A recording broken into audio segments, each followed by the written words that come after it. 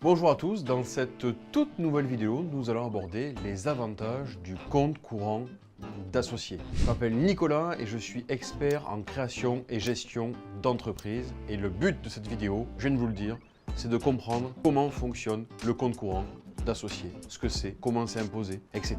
etc. C'est parti!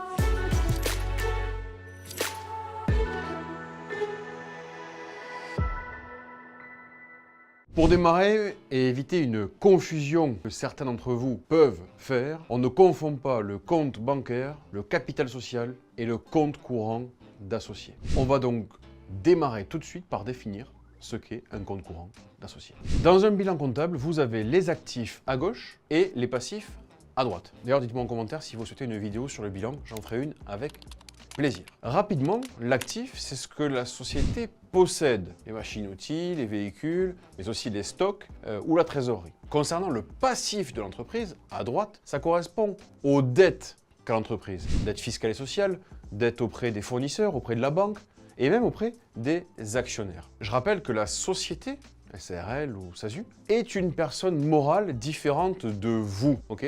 Donc très concrètement, il faut le voir comme une personne morale, même si on ne la voit pas, elle est en plus de vous, ce n'est pas vous.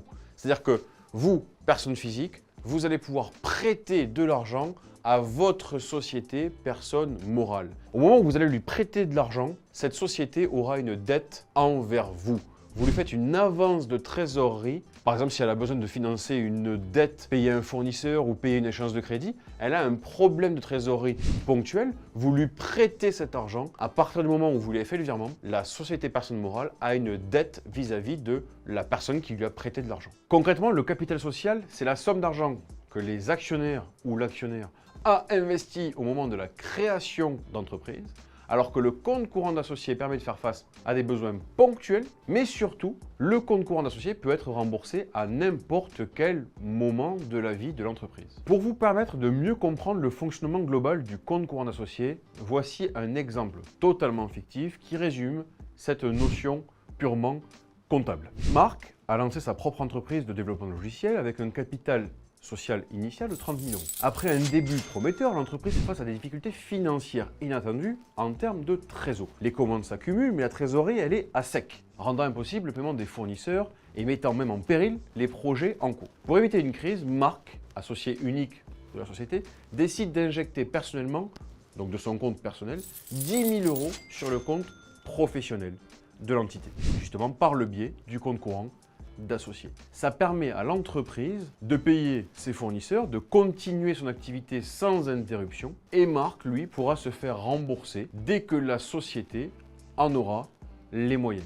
Je vous l'ai dit tout à l'heure, à compter du jour où Marc fait le virement, la société aura une dette auprès de Marc.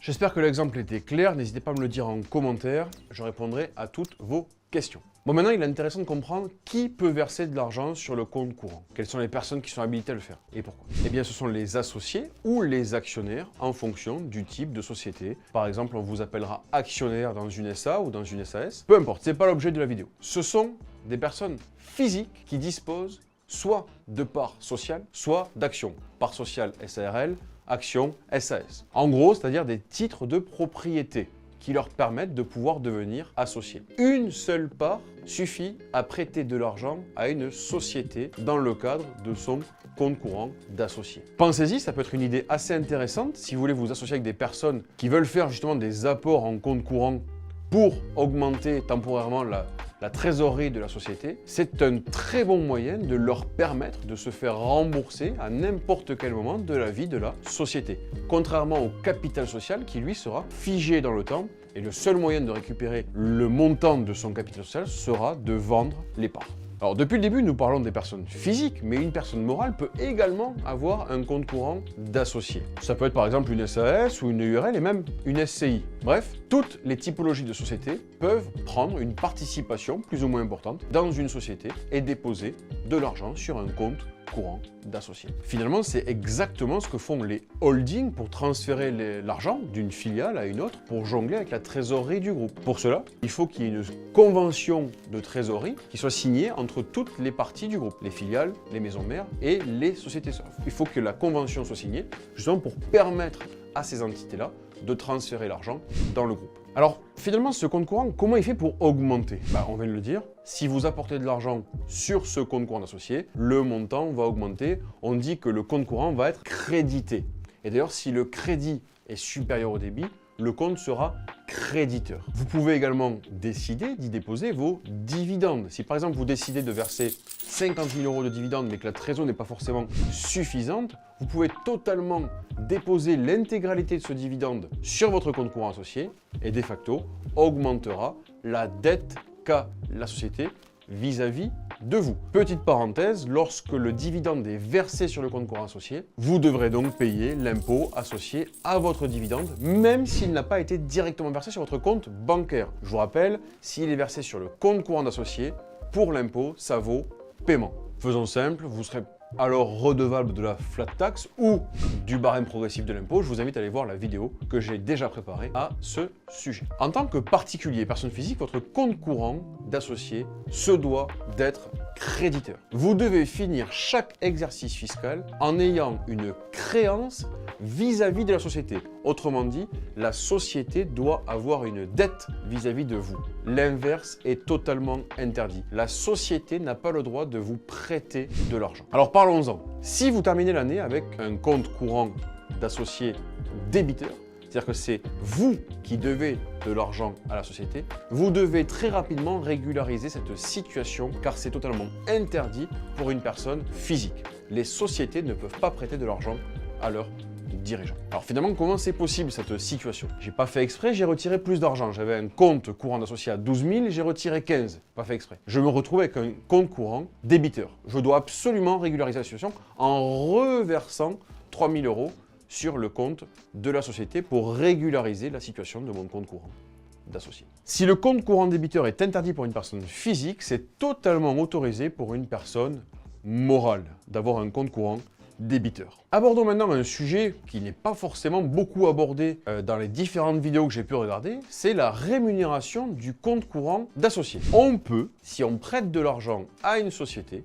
se faire rémunérer. Ce n'est pas du tout obligatoire de se faire rémunérer un compte courant d'associé pour une personne physique. La rémunération des comptes courants peut même être directement définie dans les statuts de la société au moment de la constitution. Si le compte courant est rémunéré, les produits financiers perçus par la personne physique seront ajoutés aux revenus de capitaux mobiliers, la même catégorie d'ailleurs que vos futurs dividendes, et seront soumis à la flat tax ou au barème progressif de l'impôt. Prenons maintenant le cas de la rémunération d'un compte courant pour une société.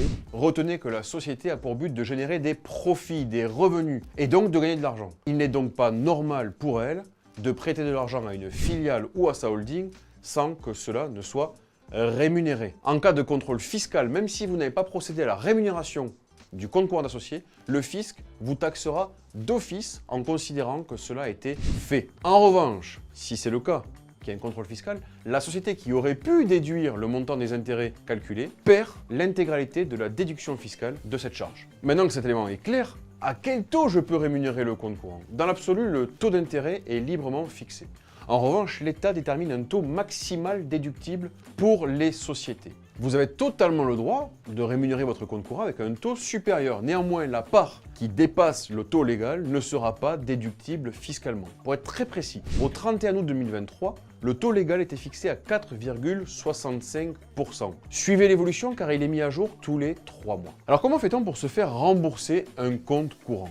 C'est totalement libre en réalité. À tout moment, vous pouvez décider de vous faire un virement. Attention à ne pas faire passer votre compte courant débiteur. Au sujet de ce remboursement, il existe toutefois une exception à ce principe. Si vous avez signé une convention de blocage, c'est possible, on peut signer une convention de blocage pour les comptes courants d'associés. Vous ne pourrez pas procéder à son remboursement librement, c'est logique. À vous de créer une règle de déblocage pour se laisser une porte de sortie.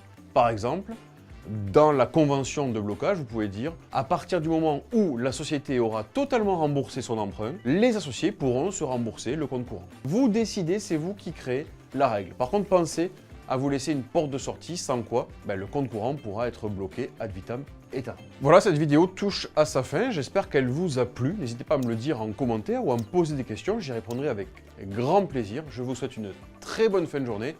Salut!